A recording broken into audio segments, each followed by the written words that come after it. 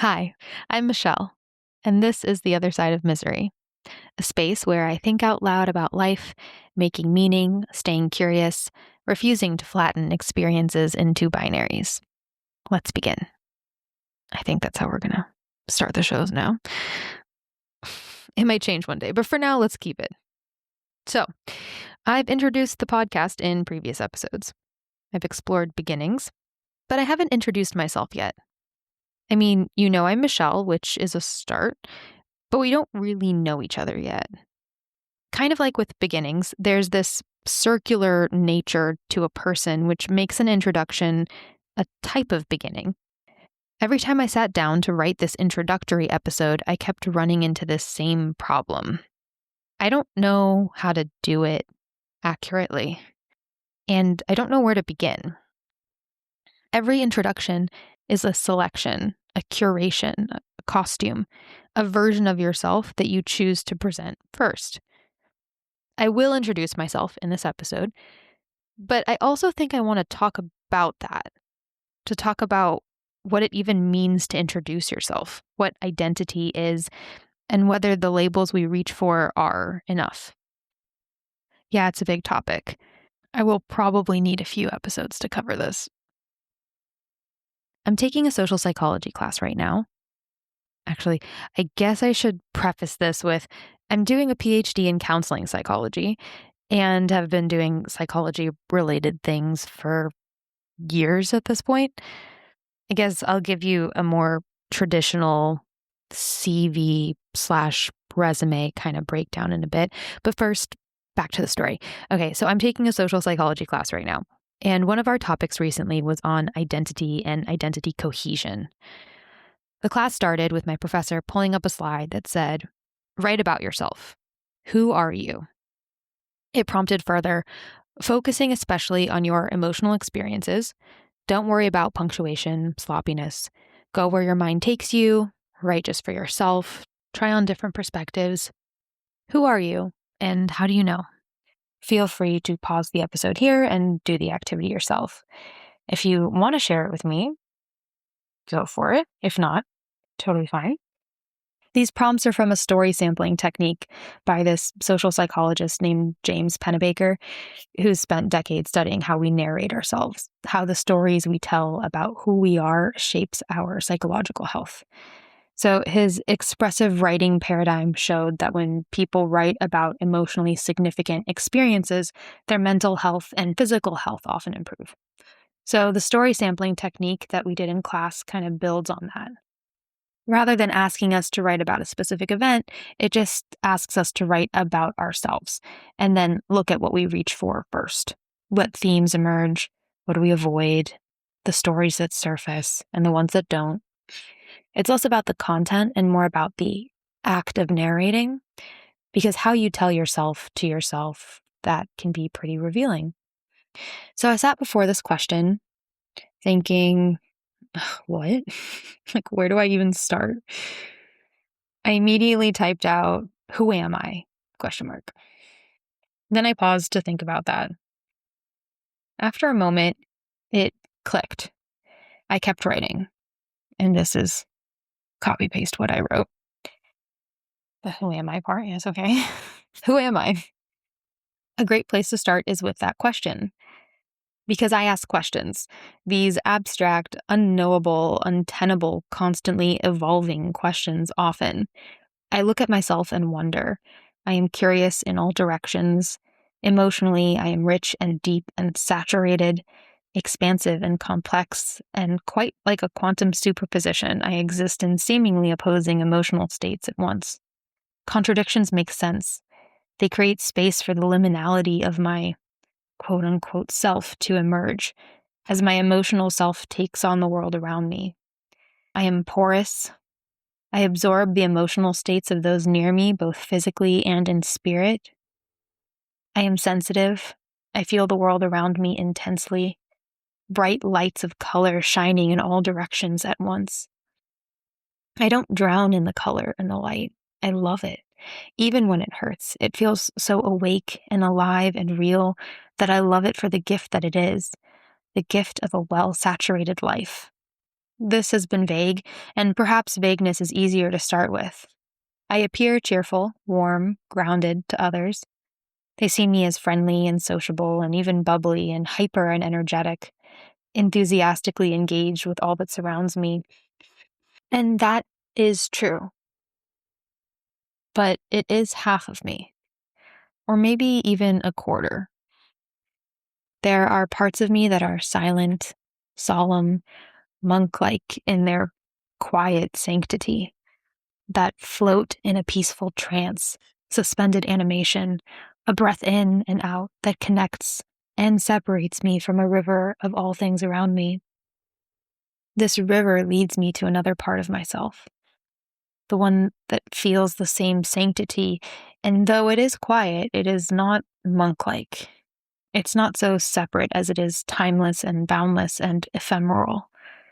The one that stands before an altar with my mother and feels across time and space to all other branches of myself that are. And that is when the time was up for the in-class activity. As you can imagine, a room full of future psychologists had many answers to this question of basically, who are you? Some described their hobbies, some their gender or racial or ethnic identities, some their academic selves, which might have been at the forefront of their minds in a classroom setting. Is my reflection an answer? Do you feel like you know me now? Know me better? Maybe not just in the content of what I've written, the information I've explicitly outlined for you, but maybe in the way I chose to answer the question. When someone asks, who are you? What they usually mean is, give me a category I can file you into, which makes a lot of sense for how our brains work. Our brains are efficiency machines. They don't have time to evaluate every new person, situation, or piece of information from scratch. I mean, they can technically do it, but it would take up so much time and energy that we really wouldn't be able to get anything else done. So instead, our brains build templates, cognitive shortcuts, like a mental map of all that exists. We psychologists call these cognitive shortcuts schemas. A schema is basically a mental folder, some pre-existing framework your brain can use to organize and interpret new information quickly. When you meet someone new, your brain is already pattern matching, already asking, which folder does this person go in? And labels help it do that. They're schema-friendly. Labels and schemas reduce the cognitive load of figuring someone out. So think about the last time you met someone new at a party and they said, I'm a lawyer. You already have a folder for lawyer in your brain, and you made 15 assumptions before this person even finished their sentence, regardless of if those assumptions are right or wrong. Maybe about how many hours a week they work, or how much time they've spent in school, their academic aptitude, salary, values, family, history, relationships, even their conversational style. And schemas can grow, change, and adapt to include different information depending on what you experience. We're always learning. So yes, schemas are genuinely useful until the folder is too small for the person, or the label flattens something that was never meant to be flat, or it's too stagnant. The folder doesn't change. And so when someone asks us who we are, we oblige. We hand over our job title, nationality, relationship status, our zodiac signs, maybe our Myers-Briggs or Enneagram if we're at a certain kind of party. I'm a Scorpio, if anyone cares to know. But I'm also a PhD student. I'm Guatemalan, Mayan, Israeli, Jewish. Yes, a rare combination, I have been told. I'm a ballroom dancer, I'm a sushi lover, and a cat mom, and someone with very curly hair. These labels aren't wrong, but each one alone is not the whole picture either. And I think most of us, if we're paying attention, feel the gap between the label and the lived thing. But at the same time, if you have curly hair, and you now know I do too, that means something. We are connected in a very real way. The realities of wearing our hair natural, of wash days and product explorations, and only being able to go to select hair salons where you're treated like family, not being so tender-headed.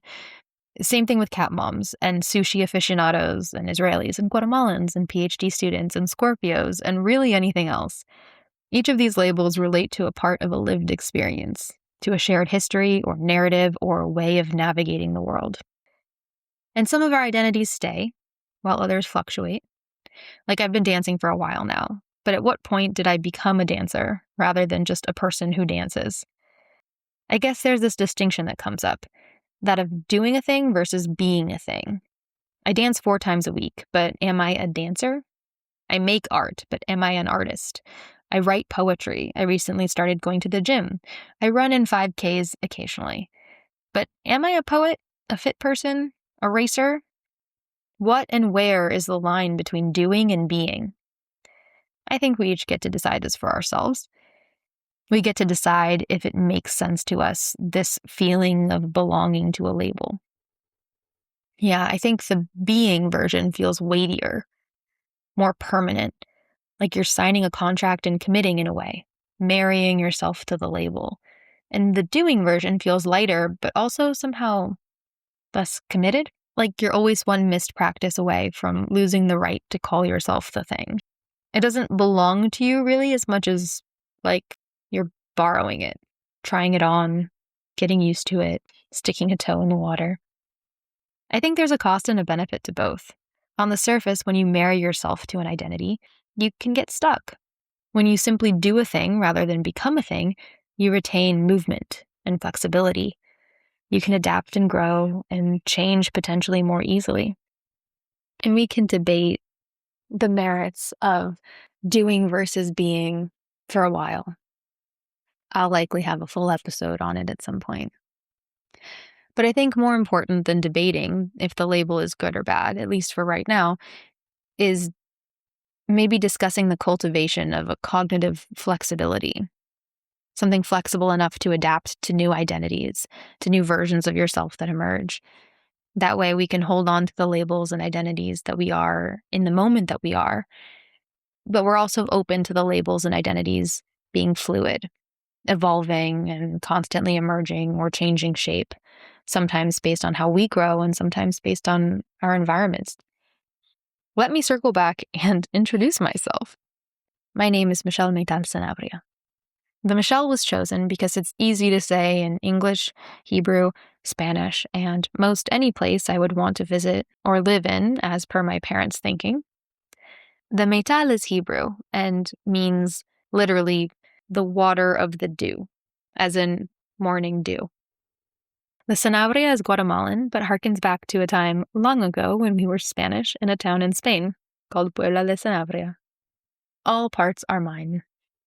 I'm a PhD student in counseling psychology, kind of like I said, where I research what it means to live a good life, basically. Yes, my degree is based in psychology, but a lot of my research is focused on philosophy too. Mostly Aristotle, specifically Aristotelian virtue ethics, but also Nietzsche and Frankl. All this to say, I spent a lot of time thinking about what it means to flourish, not just to be happy, but to actually live well. That's called eudaimonic well-being, and it's been a question that has followed me for a while. My path to where I currently am was not straightforward. Paths rarely are. And the next bit might be a tiny bit more mechanical, interviewee, but I kind of feel compelled to tell you a bit about what I've done with my life. You are listening to me after all. It kind of makes sense you should know this about me too. I guess we'll start at the beginning. I have 2 bachelor degrees. One is in psychology and biology. The other is in media communications and philosophy. Partially because I just couldn't pick, and partially because I started college with arguably too many college credits. And after a year and a half in university, my advisor told me I was on track to graduate basically ASAP. So I stayed the executioner by adding on a second degree.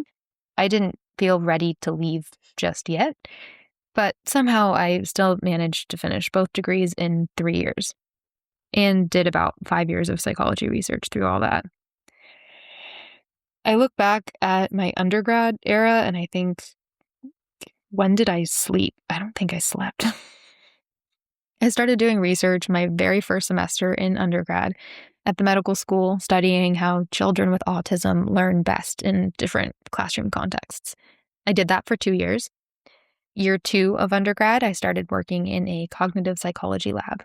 I helped out on some projects for a year and then started my own project in psycholinguistics, specifically turn taking in conversation. So, like, I speak, you speak, I speak, you speak, etc. And how that relatively mindless process, because I mean, honestly, how often do you think about how you know when it's your turn to talk in a conversation, gets disrupted when the content of the conversation is emotionally and politically charged. That was a cool year. It was during Trump's first presidency, kind of leading up to it, and I noticed how it seemed like no one around me was actually listening to anyone. Everyone was just talking over each other, and it made me question why. So I did what any good scientist does and tried to answer the question. Why is no one listening? Why can't we have conversations anymore? So 2 years in that cognitive psychology lab, loved it there. The head of that lab had Legos in his office that you could play with. My third and final year of my undergraduate education, I spent in a clinical psychology lab studying suicidality. I got really hooked on this topic and basically wanted to keep going with it. At the time, I knew I wanted a PhD specifically in clinical psychology, but having only spent 3 years in undergrad, I just didn't believe in myself enough to apply for a PhD. I mean, the programs can be really competitive, like hundreds of applicants for 4 slots. So I kept doing research. Well, okay, technically, I spent the summer in Indonesia and India volunteering in psychiatric hospitals. I kind of wanted to understand other cultural conceptualizations of mental health. And after that, I did the research thing. I did affective neuroscience research at Stanford for 3 years. Affective neuroscience is like if clinical psychology and neuroscience had a baby. So the questions our lab was asking were kind of about biomarkers of stress, depression, trauma, suicidality in children and adolescents. Biomarkers are just any bodily thing we can track that gives us information, like a biological marker. So we collected lots of biomarkers, brain imaging through MRI. So like, do different parts of the brain look different or connect to each other differently in different people? DNA methylation, hormone, cortisol, inflammation, et cetera, et cetera, et cetera. If anyone is interested to hear more about this, I obviously can go deeper, but let's keep this brief so I don't force you to listen to my voice for 3 hours. And that time was formative. It shifted my research interests a lot, from clinical to counseling psychology. So a quick detour for context. Clinical psychology and counseling psychology are kind of like cousins. Both train you to do therapy, to become a psychologist. Both involve research. Both lead to the same license at the end. At my university, we take classes together and work together at hospitals and clinics. The historical distinction, which has evolved and continues to evolve, is that clinical psychology traditionally focused on pathology, on what's wrong and how to fix it. It was very much rooted in the Western medical model, on diagnostic work and the treating of disorders. A clinical psychologist might do an intake interview, diagnose depression, and then use evidence-based treatments like CBT, cognitive behavioral therapy, to address the symptoms. Counseling psychology traditionally focused on development, context, and holistic conceptualizations. A counseling psychologist might do the same intake interview, notice the same symptoms, and use the same evidence-based treatments, but they'd think critically on how potentially living as a gay Black woman in a white Christian culture might be a contributing factor, for example. The emphasis would be on treating the individual while understanding that the distress might be an adaptive response to their oppressive circumstances, not just an internal pathology. Both frameworks have incredible strengths and yield incredible clinicians and researchers. These days, the distinctions are smaller than they used to be, but there are still some philosophical orientation differences. I originally started my career wanting to study clinical psychology. Eventually, I gravitated more toward counseling psychology spaces, mostly because it suited the way I conceptualize things better, kind of centering context. And after working in clinical psychology spaces for a while, I think I was less interested in diagnosis as the endpoint. I became more interested in the why do we keep going question. But I wanted to take a leap first. Up until that time, I had derived all of my worth from my academic success.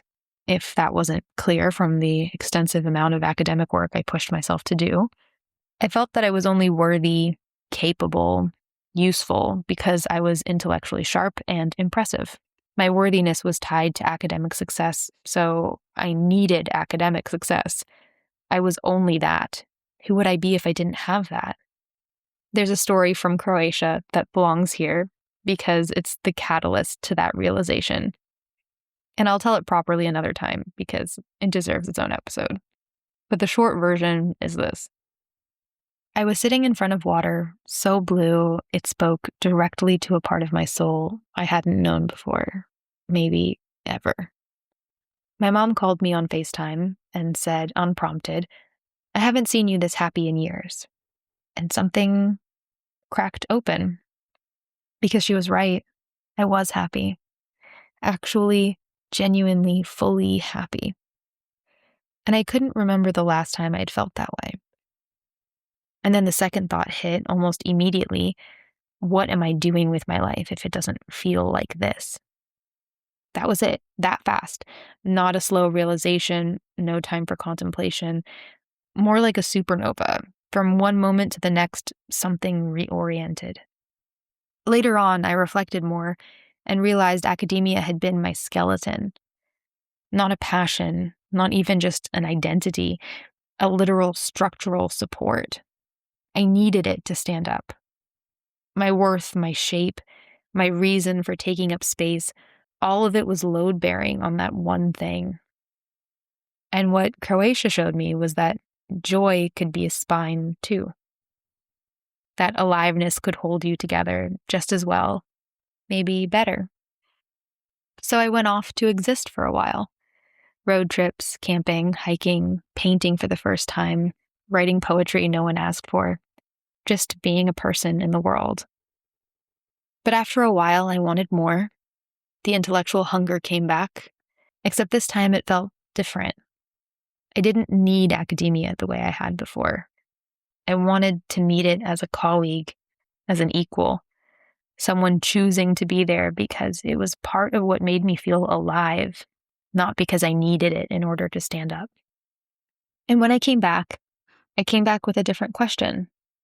I had spent years studying all the breaking points, the stress, the trauma, the depression, the suicidality, the places where people shatter. And I wanted to know what lives on the other side of that. Not just how do we make depressed people not depressed, but how do we help people move all the way through, past okay, past functional, into actually alive, into excellent living, into flourishing. And that's the question that brought me to my PhD. As it turns out, it's the same question Croatia was asking me on that blue water. I just needed a few years to catch up to it.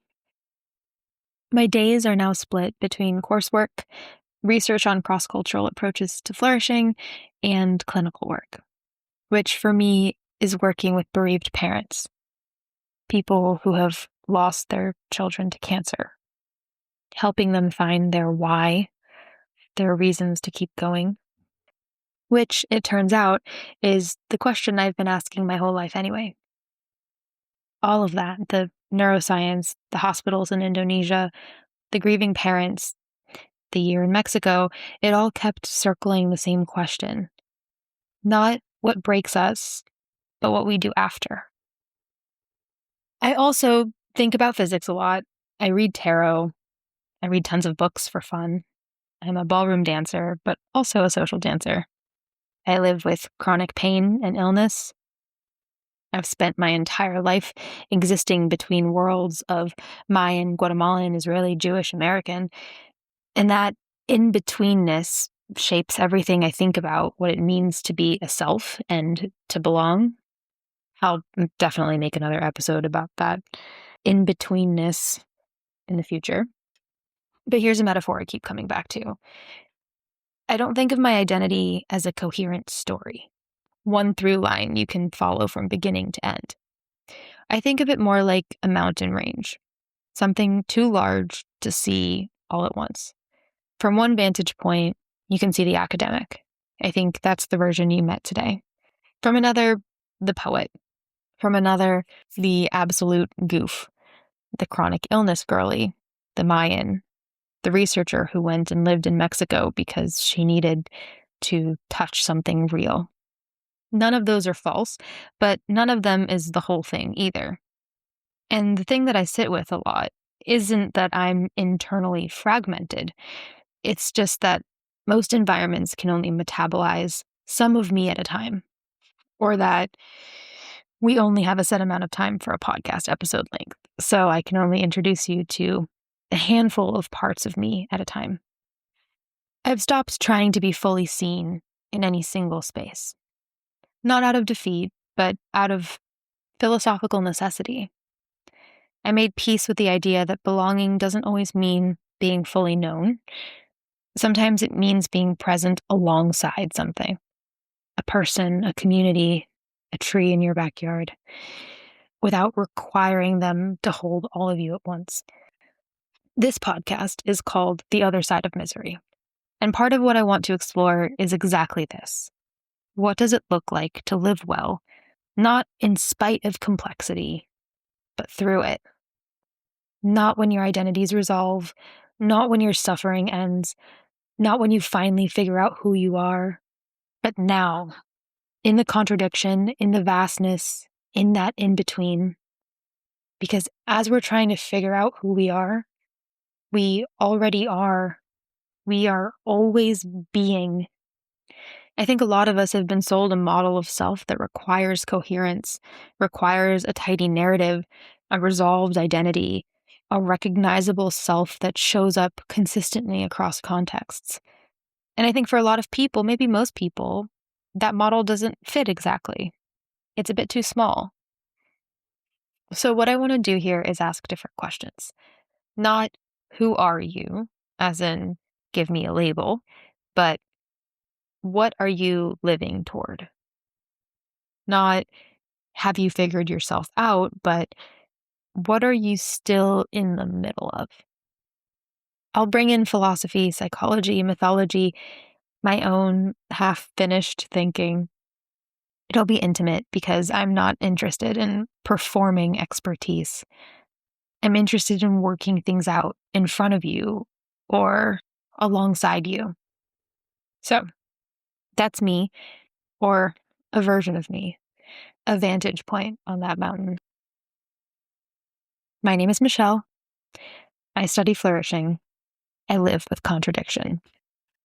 I think it's worth it. Thanks for being here with me today. If you want more of this, you can find me on Instagram and TikTok at The Other Side of Misery. If you want to read along, I publish essays and transcripts on Substack, which you can find on the website, theothersideofmisery.com. And if you want to chat, write to me through the website or at theothersideofmisery@gmail.com. Rating or review on Apple Podcasts or Spotify helps us reach the people who are looking for it. So thank you for doing that if you feel moved to. New episodes drop every Wednesday. For those who lean in, I'll see you next week. Okay, we're going to test and hope this microphone works. Episode 3, Introductions. I don't know if I'm supposed to say the name of the episode. I forget. Every time I do this, it's late at night. Maybe I'm a night owl. This is take 2 because take 1, I'm still learning how to use a microphone, okay? And so each of these podcast episodes take way too long to record because I don't know how to use my microphone. I'll get the hang of it one day. Until then, I'll have to record everything multiple times, and you get my blooper reels of me just complaining about having to record everything a bunch of times. Hi, I'm Michelle. Ugh, always.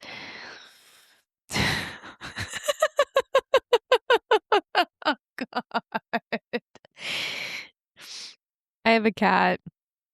And he has chosen this moment to start to bite my foot. I moved into a different room to avoid him, but this is what he went for. Really? Really? Why are you so needy today, Coda? You're all up in my business. You will not leave me alone. No matter which room I go to. Puebla, Puebla, Puebla. Puebla, Puebla, Puebla, Puebla. I can't stop saying Puebla. Andover, our drive. My name is Michelle Maytelson. My name is Michelle. I don't know how to introduce myself, even if it's in the middle of the episode. I have. Let's hope that you can hear me. I can never tell if the microphone's connected or not, if it's working. My uncle just texted me a picture of, what is this, donuts? Chocolate cakes? Just a series of cakes. My uncle's so cute. Okay. I need to learn what posture I have to sit in so that my voice sounds normal. Could you hear my stomach gurgling? I really hope not. Okay. Here we go. Let's hope the microphone's working. I don't even know how to hold it properly. Part of the learning process, everyone, part of the learning process